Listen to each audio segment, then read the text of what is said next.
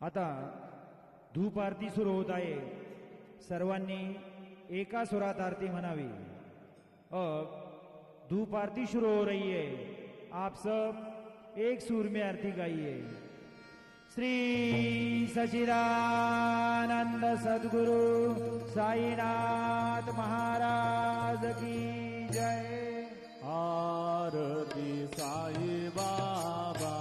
सौख्यदातार जीवा चरण रजातली गावा दासा विसावा भक्ता विसावा. आरती साई बाबा गाळुनी आनंद सत्वरूपी राहे रंग मुमुक्षु जनादावी निज डोळा श्रीरंग डोळा श्रीरंग. आरती साई बाबा जया मनी जैसा भाव दया तैसानुभव दाविसी दया घना ऐसी तुझी ही माव तुझी ही माव. आरती साई बाबा तुमचे नाम घ्याता करे संस्कृती व्यथा अगाध तव करणी मार्ग दावी सियानाथा दावी सियानाथा. आरती साई बाबा कलियुगी अवतार सगुण परब्रह्म साचार अवतीर्ण झालासे स्वामी दत्ता दिगंबर दत्ता दिगंबर. आरती साई बाबा आठा दिवसा गुरुवारी भक्त करी दिवारी प्रभु पद पाहावया भव भय निवारी भय निवारी. आरती साई बाबा माझा निज द्रव्य ठेवा तव चरण रज सेवा मागणे हेची आता तुम्हा देवाधिदेवा देवाधिदेवा. आरती साई बाबा निश्चित दीन जातक निर्मल तोय निज सुख आजावे माधवाया सांभाळ आपुली भाक आपुली भाक. आरती साई बाबा सौख्यदातार जीवा चरण रजातली गावा दासा विसावा भक्ता विसावा. आरती साई बाबा शिर्डी माझे पंढरपूर साई बाबा रमावर बाबा रमावर साई बाबा रमावर. शुद्ध भक्ती चंद्रभागा भाव पुंडलिक गागा पुंडलिक गागा भाव पुंडलिक गागा. याहो याहो अवघेदन करू बाबांसी वंदन साईंसी वंदन करू बाबांसी वंदन. गणू म्हणे बाबा साई पाव पाव माझे आई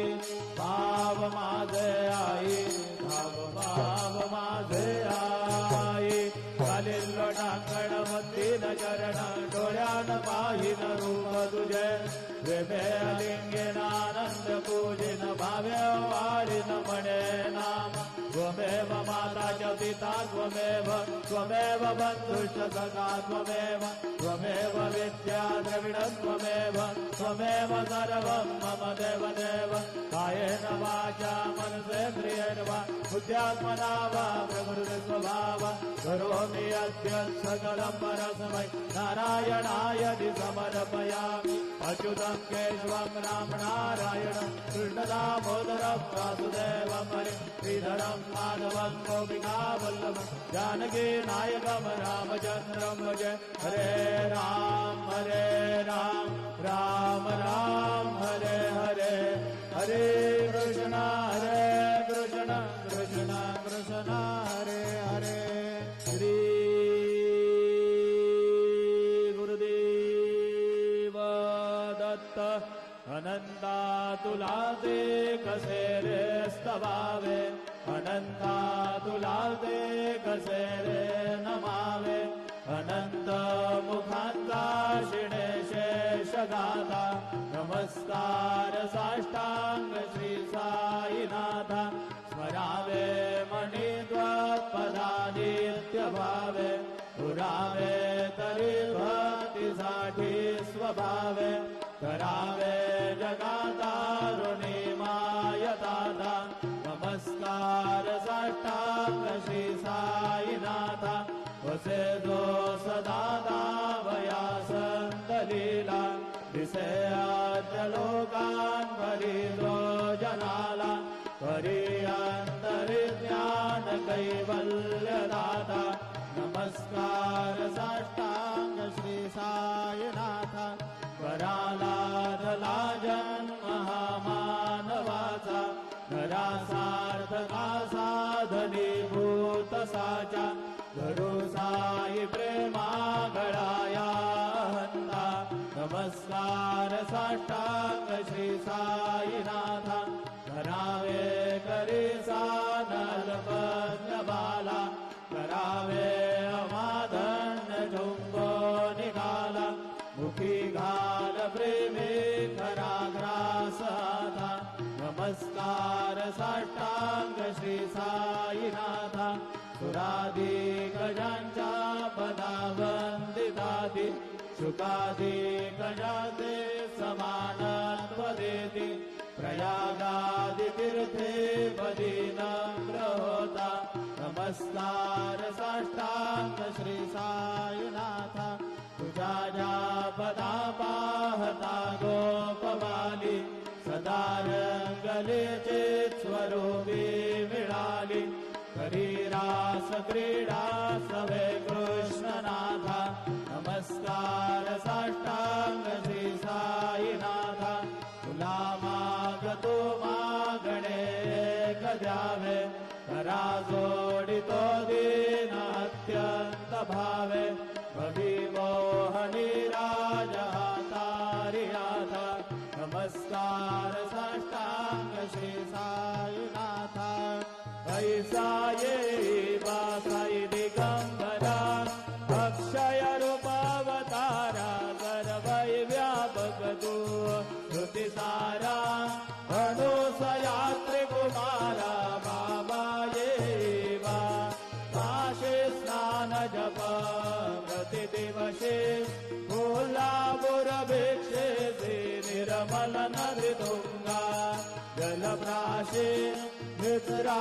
मित्रामाहुरदेशे ऐसा ये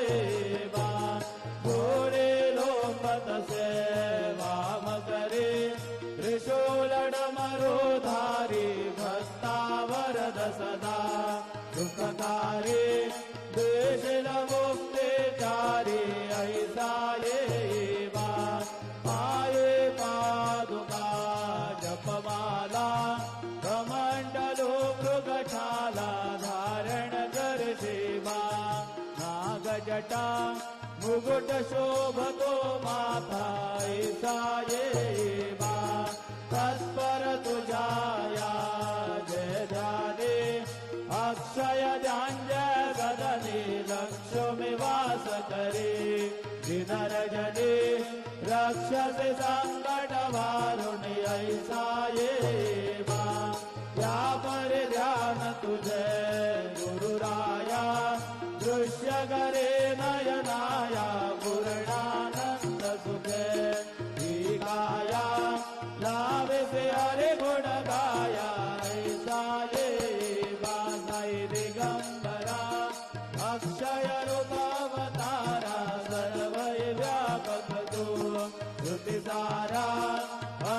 सयात्रिकुमारा भावायेवा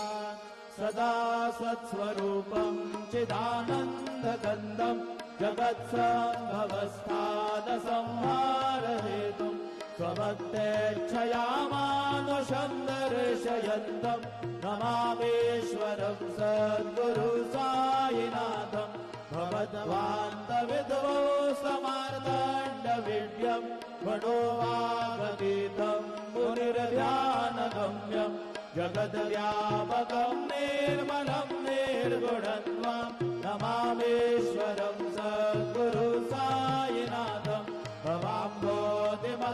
भवाम्भोधिमग्नार्दितानां जनानां स्वपादाश्रितानां स्वभक्तिप्रियाणां समुद्धारणार्थं कलौ सम्भवन्तं नमामीश्वरं सद्गुरु साईनाथं सदा निम्बवृक्षस्य मूलादिवासात् सुधास्राविणन्ति तमप्यप्रियन्तं करुङ्गलपवृक्षादिकं साधयन्तं नमामीश्वरं सद्गुरु साईनाथं सदा कल्पवृक्षस्य तस्यादिमूले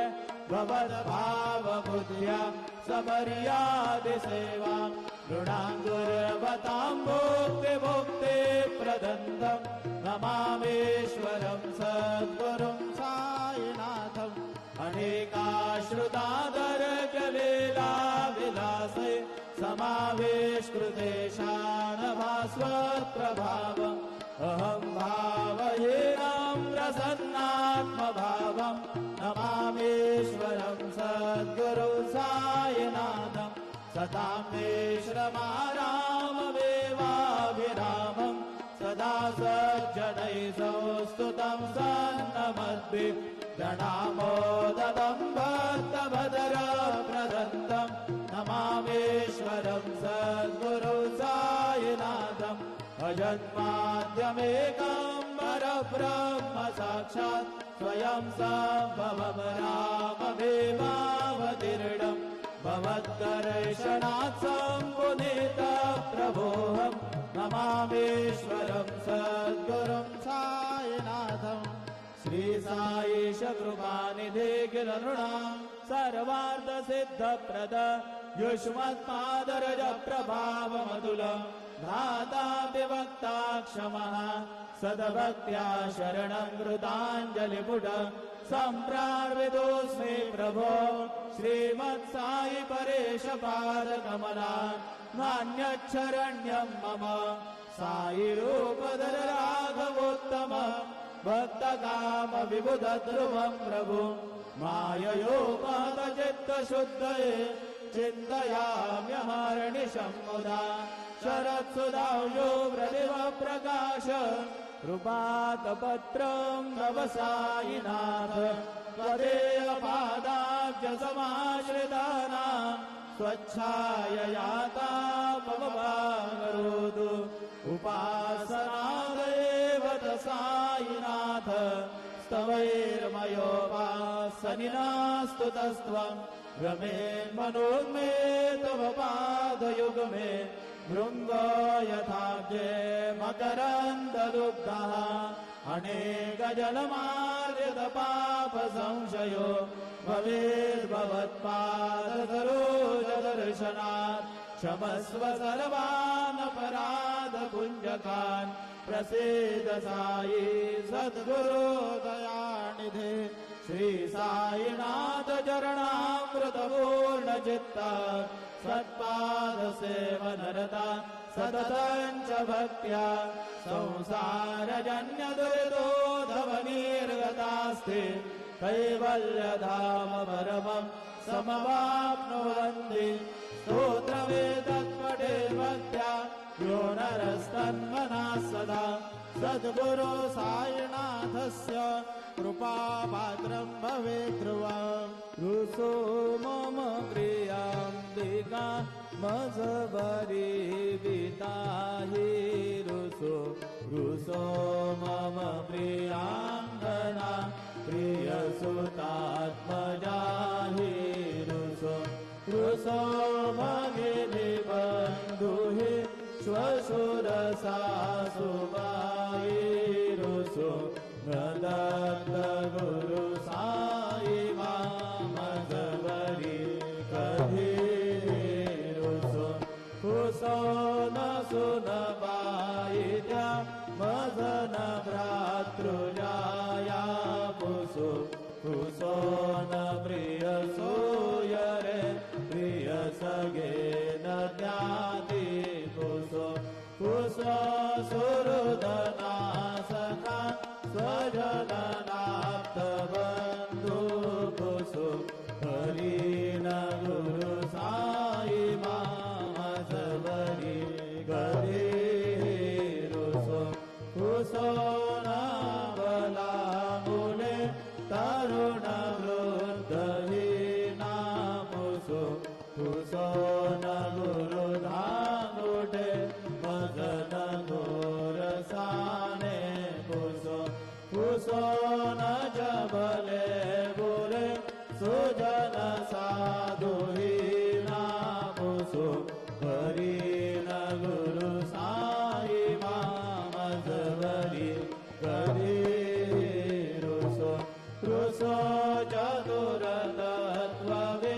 विबुध प्राज्ञ ज्ञानी रुसो रुसो विविदुषी स्त्रिया कुशल पंडिता रुसो रुसो महीपति अति भजत तापसी रुसो दत्त गुरु साई मामजवरी गरीरुसो रुसो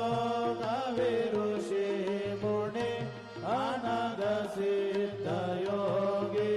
रुसो रुसो गृह देवता निकुल ग्राम देवी रुसो रुसो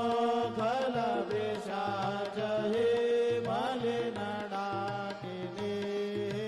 रुसो दत्त गुरु साई मामजवरी गरीरुसो रुसो मृग खग द्रुमि अखिल जीव जन्तु रुसो रुसो विटपग्रस्तरा अचल आपगामे रुसो रुसो कपवनाग्निवारवणि पंचतत्त्वे रुसो दत्त गुरु साई मामजवरी गरीरुसो रुसो विमल किन्नरा अमगयक्षणी रुसो रुसो शशिखलादिः गगदितारकाहि रुसो रुसो अमर राजहि अधय धर्मराजा रुसो दत्त गुरु साई मामजवरी गरीरुसो रुसो मन सरस्वती चपल चित्त देहि रुसो रुसो वपुदिशाखिला कठिन काल तोहि रुसो रुसो सकल विश्व हि मायितु ब्रह्म गोलम रुसो दत्त गुरु साई मामजवरी गरीरुसो विमूढ मधुनेहसो मजन मत्सराहिडसो पदाभिरुचि उल्लसो जनन गर्दवीनामसो न दुर्गधृति साधसो अशिव भाव मागे घसो प्रपंचि मन हेरुसो दृढ विरक्ति चेते घसो गुणाचे गृणानसो न च स्पृहा कशाची असो सदैव हृदये वसो मनसि ध्यानि साई वसो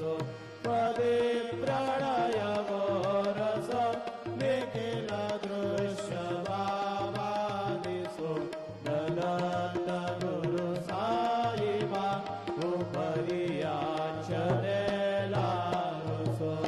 हरि ओम यज्ञेन यज्ञमयजन्त देवास्तानि धर्माणि प्रथमा न्यासन्न केहनाकं महिमानः सजन्त यत्र पूर्वे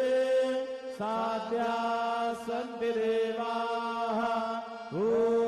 राजाधिराजाय प्रसय्यसाहिने नमो वयं वै श्रवणाय कुर्महे समे कामान् कामकामाय मह्यं कामेश्वरो वै श्रवणो दधातु कुबेराय वै श्रवणाय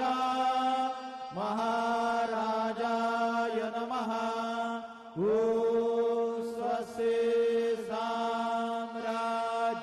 भोज्यं स्वराज्यं वैराज्यं पारमेष्यं राज्यं महाराज्यमाधिपत्यमयं समन्तपर्याः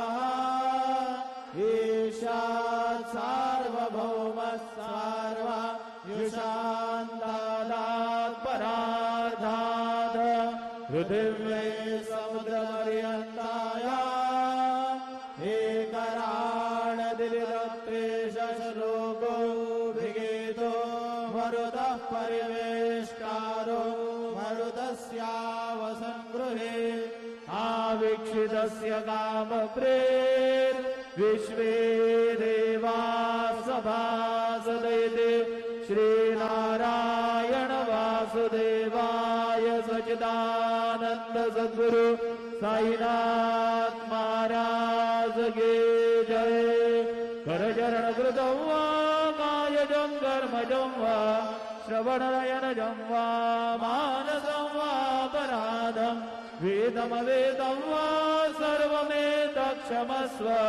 जय जय करुणाब्धे श्री प्रभो साईनाथ श्री सच्चिदानंद सद्गुरु साईनाथ महाराज की जय।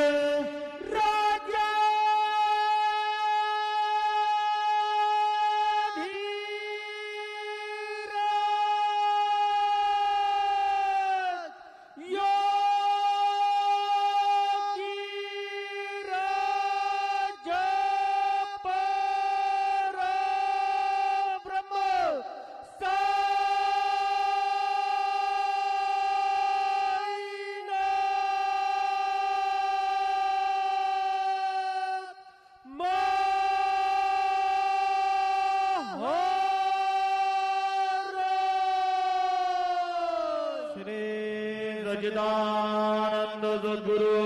साईनाथ महाराज की जय। हरि ओम अम्बे अम्बिके बालिके नमानयति कश्चन सशस्त्रशवक सुभद्रिकाङ्गाम्बीलवासिनीम् खड्गं चक्रगदेषु चापपरिघान् चूलं भुषुण्डिं शिरः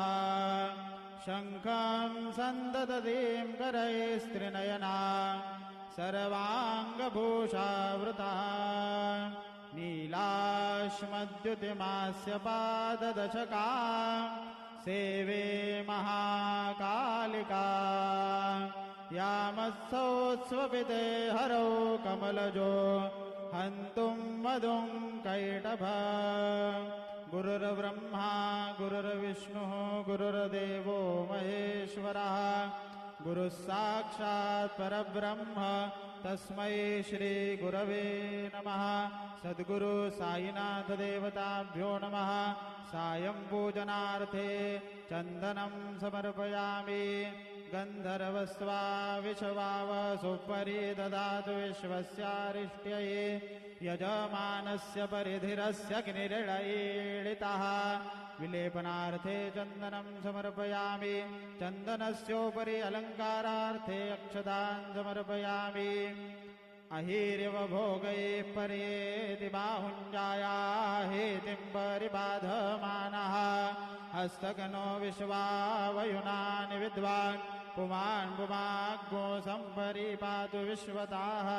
हरिद्रादि कुङ्कुमं सकलसौभाग्यद्रव्यं समर्पयामि माल्यादीनि सुगन्धीनि मालत्यादीनि वै प्रभो मया ऋतानि पूजार्थ पुष्पाणि प्रतिगृह्यताम्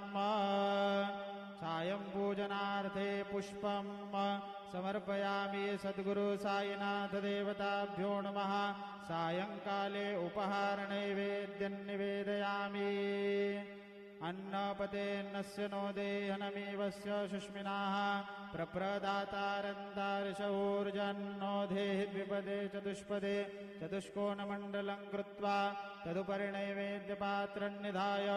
गायत्रीमन्त्रेण पात्रान् सम्प्रोक्ष्य धेनुमुद्राम् अमृतीकृत्य वृतन्त्वा सत्येन परिषिञ्जामि नैवेद्यं निवेदयामि ॐ प्राणाय स्वाहा ॐ अपानाय स्वाहा ॐ व्यानाय स्वाहा ॐ उदानाय स्वाहा ॐ समानाय स्वाहा ॐ ब्रह्मणे नमः नैवेद्यमध्ये पानीयं समर्पयामि पुनर्नैवेद्यं निवेदयामि ॐ प्राणाय स्वाहा ॐ अपानाय स्वाहा ॐ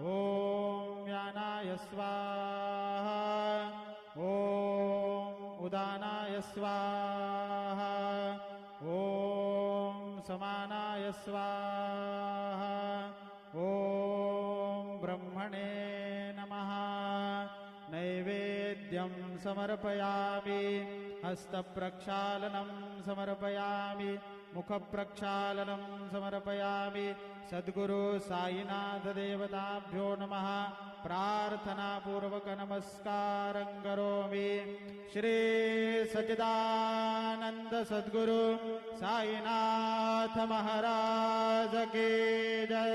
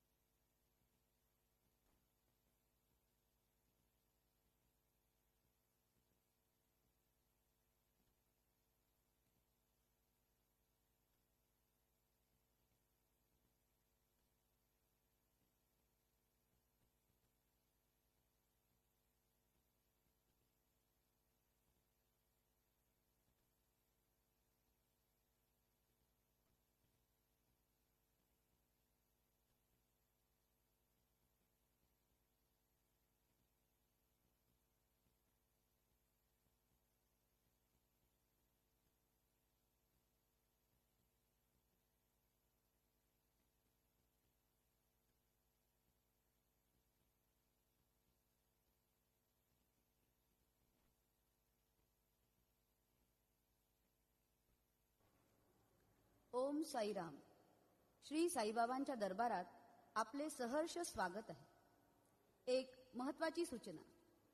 समाधी मंदिरात